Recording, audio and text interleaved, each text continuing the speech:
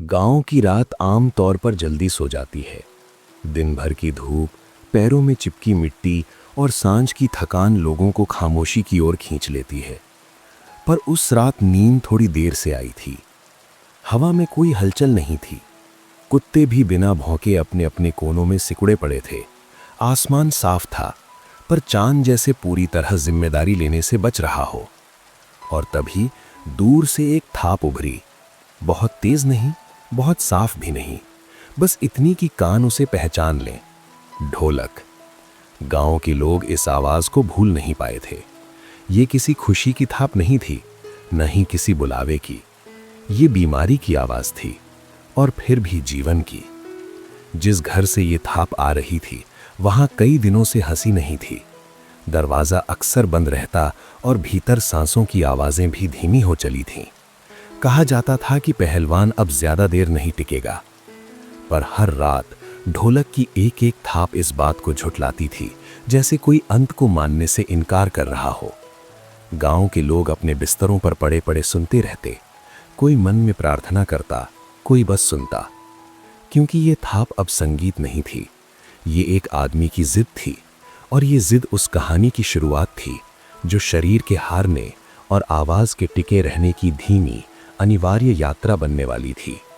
स्वागत है कहानियों के समुंदर में। यहाँ लहरें सिर्फ पानी की नहीं होती, यहाँ लहरें एहसासों की होती हैं, जो धीरे धीरे आपके दिल तक पहुँचती हैं। अगर आज का दिन थोड़ा भारी रहा हो, अगर मन में कुछ अधूरी बातें, कुछ थकान या बेचैनी रह गई हो, तो बस लाइट हल्की कर लीजिए, आराम से लेट जाइए और अपनी सांसों को धीरे धीरे महसूस कीजिए। ये कहानी आपके साथ बैठेगी, आपकी उलझनों को थोड़ा हल्का करेगी और आपको एक शांत, सुरक्षित नींद तक धीरे धीरे ले जाएगी। अगर हमारी ये कहानियाँ आपके दिल को ज़रा सा भी सुकून देती हैं, तो चैनल को सब्सक्राइब कर लीजिए। आपका एक लाइक और एक छोटा सा कमेंट हमें अगली रात की कहानी लाने की हिम्मत देता है।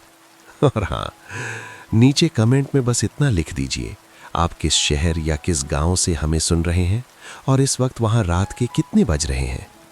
ये जानकर अच्छा लगता है कि इस खामोश रात में आप कहीं हमारे साथ हैं। अब खुद को इस पल में छोड़ दीजिए। हर चिंता, हर बोझ इस कहानी के हवाले कर दीजिए।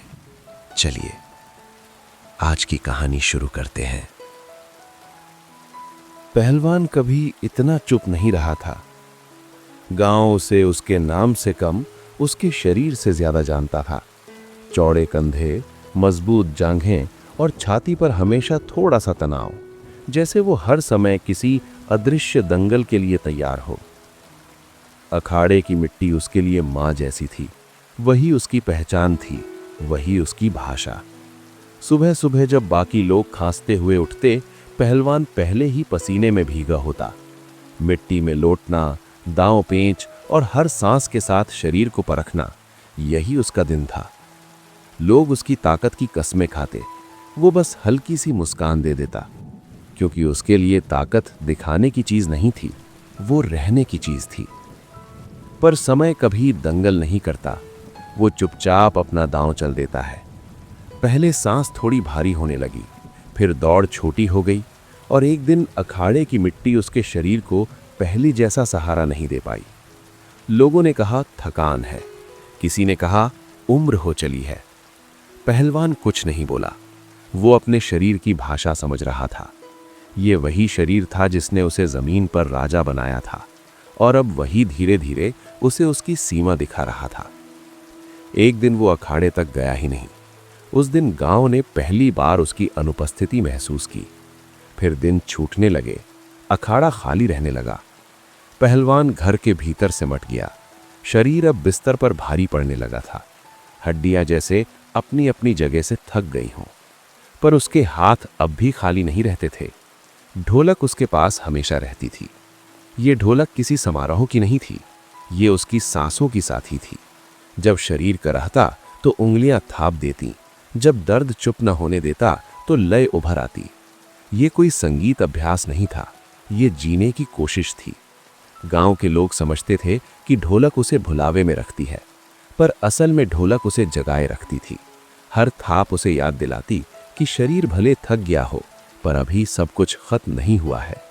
और इसी याद के सहारे पहलवान हर रात अपनी कमजोर होती देह के भीतर किसी पुराने बल को टटोलता रहता। ये देह अब उसकी पहचान नहीं रही थी, पर यही देह उसकी आखिरी लड़ाई का मैदान बनने वाली थी। और इस मैदान में हथियार कोई दांव पेच नहीं, सिर्फ ढोलक की थाप होने वाली थी। अगले हिस्से में यही बीमार देह और ढोलक का रिश्ता और गहरा होने वाला है, जहां आवाज सहारा नहीं, जिद बनने लगेगी। बीमारी किसी घोषणा के साथ नहीं आई थी, वो धीरे धीरे घर के भीतर फैल गई थी, जैसे नमी दीवारों में बस जाती है। पहले पहलवान खांसता था, हल्की सी खांसी जिसे वो हंसकर टाल देता। मिट्टी बैठ गई है, वो कहता, पर मिट्टी अब अखाड़े की नहीं, सीने की हो चुकी थी। सांस अब पूरी तरह उसकी नहीं रही थी, हर गहरी सांस के साथ छाती जैसे इनकार करती। गांव के वैद्य आए, किसी ने जड़ी बूटी दी, किसी ने काढ़ा। घर में धुएं की गंध भर गई, पर बीमारी वहीं की वहीं रही। पहलवान अब ज्यादा बोलता नहीं था, शब्द शरीर से पहले थक जाते थे, पर ढोलक अब भी उसके पास रहती थी। दिन में वो उसे बिस्तर के पास रख देता, रात में अपने सीने के करीब, जैसे किसी चीज को छोड़ देने से डर लगता हो। ढोलक अब उसके लिए संगीत का औजार नहीं थी, वो एक आदत थी, एक सहारा। जब अचानक दर्द तेज हो जाता तो उसके हाथ अनायास ढोलक की तरफ बढ़ते। थाप तेज नहीं होती, बस नियमित होती, धप धप, जैसे कोई अपने दिल को याद दिला रहा हो कि धड़कते रहना है। घर के लोग शुरू में घबरा गए थे, रात रात भर ढोलक की आवाज उन्हें सोने नहीं देती। आराम करो, किसी ने कहा। पहलवान ने सिर हिलाया, पर ढोलक नहीं छोड़ी, क्योंकि आराम अब उसके लिए लेट जाना नहीं था, आराम जिंदा रहने की तसल्ली थी। रातें लंबी होने लगीं, दिन छोटे। गांव अब उसके घर की ओर कम देखने लगा। लोग बीमारी से डरते हैं और मौत से और भी ज्यादा। पर ढोलक हर रात गांव के लोगों को याद दिलाती कि अभी सब कुछ खत्म नहीं हुआ है। थाप धीरे धीरे बदलने लगी। पहले उसमें लय थी, अब सिर्फ निरंतरता, जैसे पहलवान अब जीतने के लिए नहीं, हार को टालने के लिए बजाता हो। कभी कभी थाप अचानक रुक जाती, घर एक पल के लिए जम सा जाता, फिर थाप वापस आ जाती और सब सांस ले पाते। ढोलक अब पूरे गांव के लिए घड़ी बन चुकी थी। जब ये बजती तो रात चल रही होती, और जब रुकती तो लोग अंधेरे में और गहरे डूब जाते। पहलवान अब अपने शरीर को देखता नहीं था, वो उसे महसूस करता था। हड्डियां अब शक्ति का प्रतीक नहीं थीं, वे दर्द की रेखाएं बन गई थीं। पर उसकी उंगलियां अब भी चलती थीं, धीमी, थकी हुई, लेकिन जिद्दी। एक रात जब दर्द बहुत बढ़ गया तो उसके मुंह से एक कराह निकल गई। घर के लोग घबरा गए, पर उसने हाथ ढोलक पर रख दिया। थाप फिर चल पड़ी। ये कराह कुछ छुपाने के लिए नहीं थी, ये उसे स्वीकार करने के लिए थी। पहलवान अब समझ चुका था कि ये लड़ाई शरीर से नहीं जीती जाएगी, ये सिर्फ थापों में जीती जा सकती है। और हर थाप एक वाक्य बन चुकी थी, अभी मैं यहां हूं। बीमारी अब उसे बिस्तर से उठने नहीं देती थी, पर ढोलक उसे पूरी तरह लेटने भी नहीं देती थी। इसी अधलेटी अवस्था में पहलवान दिन और रात के बीच झूलता रहता, और इसी झूलन में ढोलक उसकी देह का आखिरी सहारा बन चुकी थी। अगला हिस्सा अब सिर्फ पहलवान की निजी लड़ाई नहीं रहेगा। ढोलक की आवाज गांव की नींद में उतरने वाली है, और गांव पहली बार मृत्यु के सामने जीवन की जिद को सुनने वाला है। ढोलक की आवाज अब पहलवान के कमरे तक सीमित नहीं रही थी, वो धीरे धीरे गांव की रातों में घुलने लगी थी। पहले लोग चौंकते थे, फिर सुनने लगे, और फिर उसके बिना रात अधूरी लगने लगी। किसी ने कहा, आज ढोलक देर से बजी। किसी ने कहा, कल थाप कमजोर थी। ये संगीत की बात नहीं थी, ये समय की गिनती थी। ढोलक अब घड़ी नहीं थी, वो जीवित होने का संकेत थी। रात को जब सन्नाटा गहराता तो ढोलक की धप धप उस सन्नाटे में एक दरार डाल देती, और उस दरार से गांव सांस ले पाता। पहलवान अब ढोलक नियम से नहीं बजाता था, वो सिर्फ तब बजाता जब सांस डगमगाती, जैसे ढोलक और उसकी सांसों के बीच कोई अनकहा समझौता हो। एक थाप, एक सांस, दो थाप, थोड़ी राहत। कभी कभी थाप लंबी हो जाती, कभी छोटी, पर रुकती नहीं। गांव के लोग अब अपने अपने आंगनों में लेटे लेटे सुनते। कोई चुपचाप हाथ जोड़ लेता, कोई बस कान लगाकर रहता। ये प्रार्थना नहीं थी, ये साक्षी होना था। पहलवान की आवाज अब उसकी अपनी नहीं रही थी, वो सबकी हो गई थी। पर उसे ये पता नहीं था, या शायद पता था पर कहने की ताकत नहीं थी। उसके लिए ढोलक अब भी एक ही बात कहती थी, सांस लो। एक रात बारिश हल्की हल्की पड़ने लगी। छत पर बूंदों की आवाज ढोलक की थाप से मिल गई। गांव एक पल को भूल गया कि ये बीमारी की आवाज है। उसे लगा जैसे कोई पुराना उत्सव लौट आया हो। पर उत्सव का नाम न था, न कोई भीड़, बस एक बीमार देह और एक जिद्दी आवाज। पहलवान अब ढोलक पूरी हथेली से नहीं बजा पाता था। उंगलियां काम करती थीं, हथेली थक चुकी थी। थाप अब कठोर नहीं थी, वो भी भीगी हुई थी। जैसे आवाज भी जान गई हो कि अब जोर नहीं, ठहराव चाहिए। गांव के कुछ बच्चे अब इस आवाज के साथ सोने लगे थे। उन्हें डर नहीं लगता था, उन्हें सुकून मिलता था। बूढ़े लोग कहते, पहलवान अब भी लड़ रहा है। और ये वाक्य गांव में धीरे धीरे फैल गया। लड़ाई अब दंगल की नहीं थी, ये अस्तित्व की थी। हर थाप एक घोषणा बन चुकी थी, मैं अब भी यहां हूं। और हर सुनने वाला अपने भीतर किसी न किसी डर से थोड़ा सा दूर हो जाता। ढोलक अब जीत का वाद्य नहीं थी, वो हार को थोड़ा सा पीछे ढकेलने का उपकरण बन गई थी। पहलवान इस सब से अनजान अपने कमरे में लेटे लेटे सिर्फ अपनी सांसों को थामे रहता। पर उसकी उंगलियां अब भी अपना काम जानती थीं, और गांव हर रात उस काम को सुनता था। अभी आवाज जिंदा थी, पर आवाज भी समय के साथ बदलती है। और अगले हिस्से में यही जिंदा आवाज धीरे धीरे अपने ही अर्थ बदलने वाली थी। जहां ढोलक अब जीने की नहीं, विदा की थाप बनने लगेगी। आवाज कभी कभी अपने ही भार से झुकने लगती है। ढोलक की थाप अब पहले जैसी नियमित नहीं रही। वो कभी बहुत देर तक सुनाई नहीं देती, कभी अचानक बीच रात उभर आती। गांव अब उसके हिसाब से समय नहीं मापता था, वो उसके इंतजार में रहता था। जब रात बहुत गहरी हो जाती और सन्नाटा अपनी जगह जमाने लगता, तो हर कान अनायास उधर मुड़ जाता जहां से ढोलक आती थी। और अगर थाप ना आती तो चुप्पी असहज हो जाती। ये सन्नाटा नींद का नहीं, आशंका का होता। पहलवान अब ढोलक हर बार अपने आप नहीं उठा पाता था। कभी उसे पास रखे लट्ठे का सहारा लेना पड़ता, कभी बिस्तर की किनारी पकड़नी पड़ती। पर जब थाप पड़ती तो वो अब भी साफ होती, कमजोर पर साफ, जैसे आवाज शरीर से पहले हार मानने को तैयार ना हो। एक रात ढोलक बहुत देर तक नहीं बजी। गांव नींद में करवटें बदलता रहा। कुछ लोग उठकर आंगन में आ गए। किसी ने फुसफुसा कर कहा, आज आवाज नहीं आई।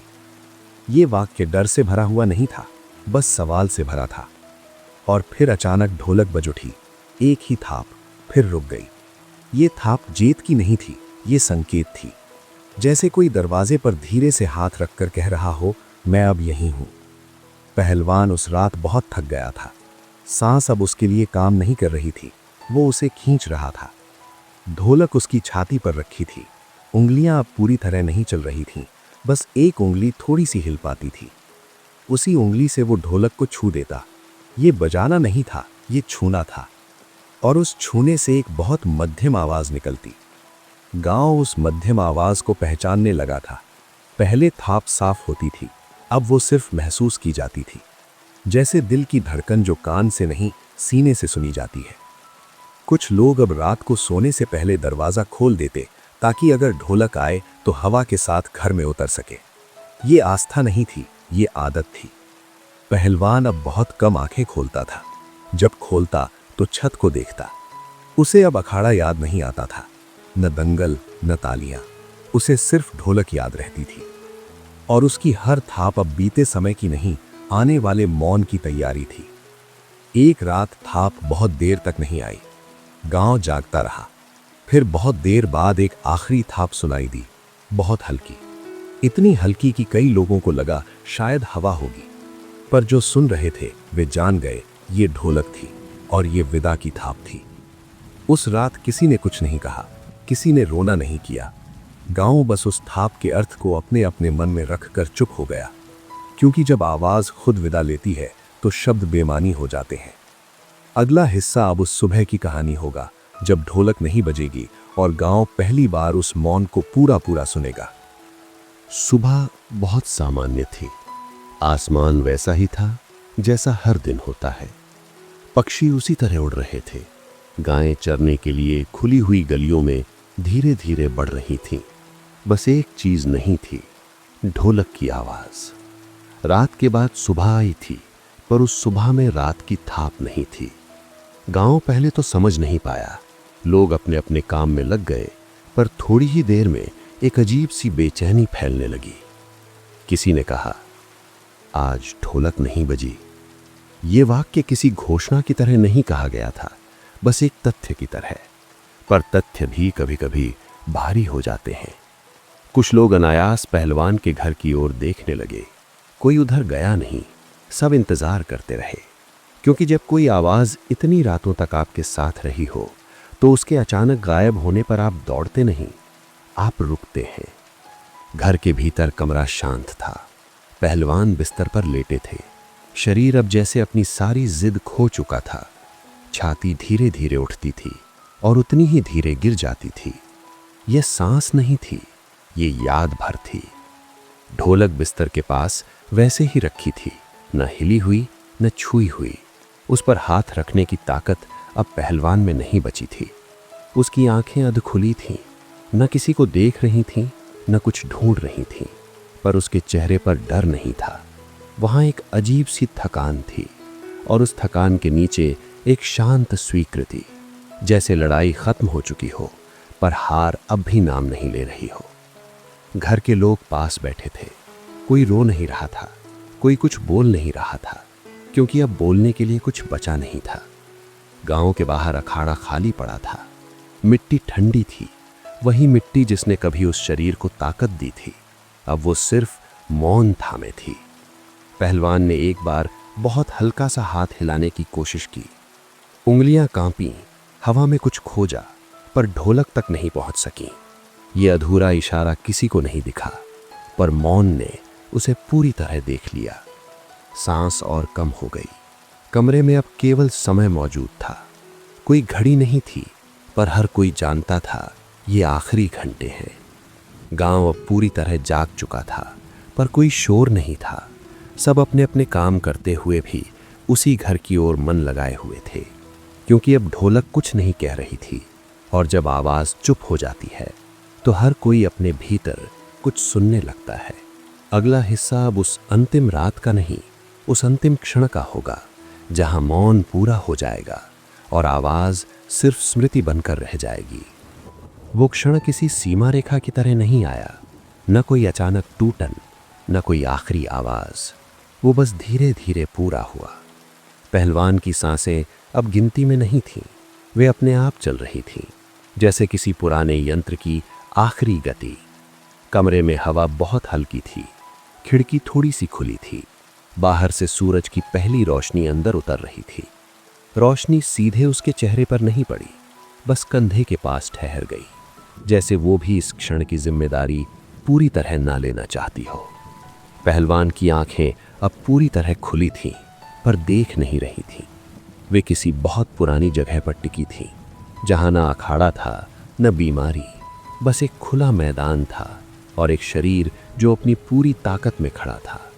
उसके होंठ हल्के से हिले, कोई शब्द न निकला, कोई आवाज न बनी, पर उसी पल उसकी छाती थोड़ी सी ऊपर उठी और फिर नहीं उठी।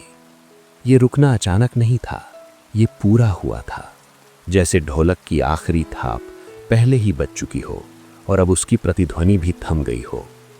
कमरे में किसी ने कुछ नहीं कहा, कोई रोया नहीं, कोई चीखा नहीं, सब बस उसी जगह बैठे रहे जहां वे सारी रात बैठे थे, क्योंकि अब कुछ बदलने को नहीं था।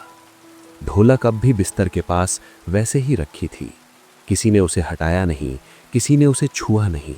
वो अब संगीत नहीं, वो साक्ष्य थी। बाहर गांव अब पूरी तरह जाग चुका था। कहीं बर्तन खनक रहे थे, कहीं लोग बात कर रहे थे, पर इन सब आवाजों के बीच एक चीज नहीं थी, ढोलक। और इस अनुपस्थिति ने सब कुछ अलग बना दिया। कुछ देर बाद किसी ने धीरे से दरवाजा खोला। खबर बाहर चली गई, बिना शब्दों के। गांव समझ गया। लोग धीरे धीरे उस घर की ओर आने लगे। कोई जल्दी में नहीं था, क्योंकि जिस आदमी की जिद इतनी रातों तक सुनी गई हो, उसके जाने पर दौड़ना उचित नहीं लगता। वे चुपचाप आकर आंगन में खड़े हो गए। किसी ने नमस्कार किया, किसी ने सिर झुकाया। सबकी नजरें अनायास ढोलक पर पड़ती और फिर हट जाती, जैसे उसे देखकर कुछ याद आ जाता हो, पर उसे छूने की हिम्मत न होती हो। पहलवान अब वहां नहीं था, पर उसकी लड़ाई अब भी कमरे में ठहरी थी, हवा में, दीवारों में और उस मौन में जो कभी ढोलक की आवाज से भरा रहता था। ये मौन खाली नहीं था, ये भरा हुआ था सारी रातों की थापों से, सारी सांसों की जिद से, और गांव अब इसी मौन को अपने भीतर उतार रहा था। अगला हिस्सा अब मृत्यु का नहीं, उसके बाद रह गई स्मृति का होगा, जहां ढोलक फिर कभी नहीं बजेगी, पर उसकी आवाज कभी पूरी तरह जाएगी भी नहीं। मृत्यु के बाद सुबह थोड़ी अलग होती है। सूरज वैसे ही निकलता है, पर उसकी रोशनी कुछ ज्यादा संयमित लगती है। पहलवान के घर उस सुबह कोई चीख पुकार नहीं थी, बस धीरे धीरे इकट्ठा होते लोग थे। आंगन में मिट्टी गीली कर दी गई थी, कहीं कहीं पैरों के निशान उभर आए थे। ये निशान जल्दी जल्दी चलने के नहीं थे, ये ठहर कर आने वालों के थे। घर के भीतर शरीर साफ कर सुलाया गया था। कपड़ा सादा था, कोई सजावट नहीं थी, क्योंकि पहलवान अपने जीवन में कभी सजावट का आदी नहीं रहा। ढोलक अब भी उसी जगह रखी थी, बिस्तर के पास।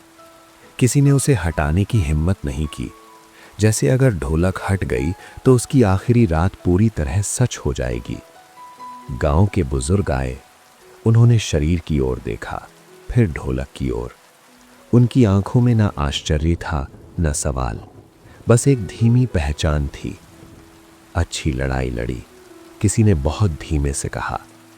यह वाक्य किसी वीरता का प्रमाण नहीं था, यह स्वीकृति थी, और स्वीकृति शोर नहीं करती। दोपहर तक सब तैयार हो गया, शव यात्रा निकली। लोग धीरे धीरे चल रहे थे। कोई ढोल नहीं बजा, कोई शंख नहीं फूंका। गांव को पता था आज किसी और आवाज की जरूरत नहीं है। पहलवान को अखाड़े के पास ले जाया गया। वही मिट्टी जिसने उसे जीवन दिया था, अब वही उसे अपने भीतर लेने वाली थी। चिता सजाई गई, लकड़ियां रखी गईं। एक पल के लिए सब रुक गए। किसी ने ढोलक की ओर देखा, वो अब यहां नहीं थी, घर में छूट गई थी। ये एक अजीब अनुपस्थिति थी, जैसे कोई अपनी आवाज पीछे छोड़कर चला गया हो। अग्नि दी गई, लपटें धीरे धीरे ऊपर उठी। कोई मंत्र तेज नहीं पढ़ा गया, कोई आवाज ऊंची नहीं हुई, बस लकड़ियों के चटकने की ध्वनि थी, और उसके बीच गांव की चुप्पी। ये चुप्पी दुख की नहीं थी, ये सम्मान की थी। लोग वापस लौटे, शाम ढलने लगी। गांव फिर अपने ढर्रे पर आने लगा, पर हर कोई जानता था कुछ हमेशा के लिए बदल गया है। उस रात जब अंधेरा फिर गांव पर उतरा, तो लोग अनायास सुनने लगे। कान आदतन उसी दिशा मुड़े जहां से ढोलक आती थी, पर कोई थाप नहीं आई।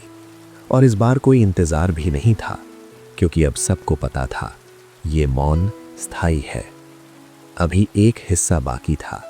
ये कहानी अभी पूरी तरह खत्म नहीं हुई थी, क्योंकि पहलवान तो चला गया था, पर उसकी आवाज अभी स्मृति में ढलनी बाकी थी। ढोलक घर में वैसे ही पड़ी रही। दिन बीते, लोग आते जाते रहे। धीरे धीरे पहलवान की मृत्यु एक घटना बन गई, पर ढोलक अब भी घटना नहीं बनी थी। वो एक सवाल की तरह पड़ी थी। कभी कोई बच्चा आंगन में खेलते खेलते उसके पास रुक जाता, हाथ बढ़ाकर छूने की कोशिश करता। फिर किसी बड़े की नज़र उस पर पड़ती और बच्चा हाथ वापस खींच लेता, जैसे कोई चीज़ अब खिलौना नहीं रही हो। एक दिन गांव का एक बूढ़ा आदमी आंगन में देर तक बैठा रहा। उसने ढोलक को देखा, फिर अपनी सूनी हथेलियों को। ये बजाने के लिए नहीं है, उसने धीरे से कहा, ये सुनने के लिए है। किसी ने कुछ नहीं पूछा, किसी ने कुछ जोड़ा नहीं। ढोलक अब किसी लय की मांग नहीं करती थी, वो बस अपनी मौजूदगी से याद दिलाती थी। कि कभी यहाँ एक आदमी था जो मृत्यु के सामने भी आवाज बनकर खड़ा रहा। अखाड़ा अब फिर से खुलने लगा, नए शरीर मिट्टी में लौटने लगे, पर कोई भी उस मिट्टी को पहले की तरह नहीं छूता था, क्योंकि अब उस मिट्टी में एक और चीज मिली हुई थी, स्मृति। रातें फिर शांत हो गईं, गांव सोने लगा, पर कई लोग अब भी सोते समय उस थाप को महसूस करते थे, जो अब गानों से नहीं, यादों से आती थी। ये कोई भ्रम नहीं था, ये आदत थी, क्योंकि कुछ आवाजें बजकर खत्म नहीं होती, वे चुप होकर और गहरी हो जाती है। ढोलक अब बजती नहीं थी, पर उसने गांव को सुनना सिखा दिया था, सांसों को, ठहराव को, और उस जिद को जो हार के भीतर भी जीती रहती है। ये कहानी किसी पहलवान की ताकत की नहीं थी, ये उस आवाज की कहानी थी जो ताकत के खत्म हो जाने के बाद भी रुकने से इनकार करती है। पहलवान चला गया, शरीर मिट्टी में मिल गया, पर ढोलक अब एक वाद्य नहीं रही, वो एक स्मृति बन गई। ऐसी स्मृति जो शोर नहीं करती, पर चुप्पी को भी खाली नहीं रहने देती। गांव आज भी रात को सो जाता है, हवा अब भी चलती है, कुत्ते अब भी भौंकते हैं, पर कभी कभी किसी को अचानक ये लगता है कि कहीं दूर कोई थाप उभरी है, और फिर वो खुद से मुस्कुरा देता है, क्योंकि वो जानता है कुछ आवाजें मरती नहीं, वे सिर्फ देह छोड़ देती हैं। और इसी शांत स्मृति के साथ ये कथा अपने मौन को पूरा करती है। और बस यूं ही एक और लहर ने अपनी कहानी कह दी। अगर ये कहानी दिल को छू गई हो तो कहानियों के समुंदर को सब्सक्राइब कीजिए और अगली लहर का इंतजार कीजिए, क्योंकि हर रात एक नई कहानी लेकर आती है। हाँ, शुभ रात्रि।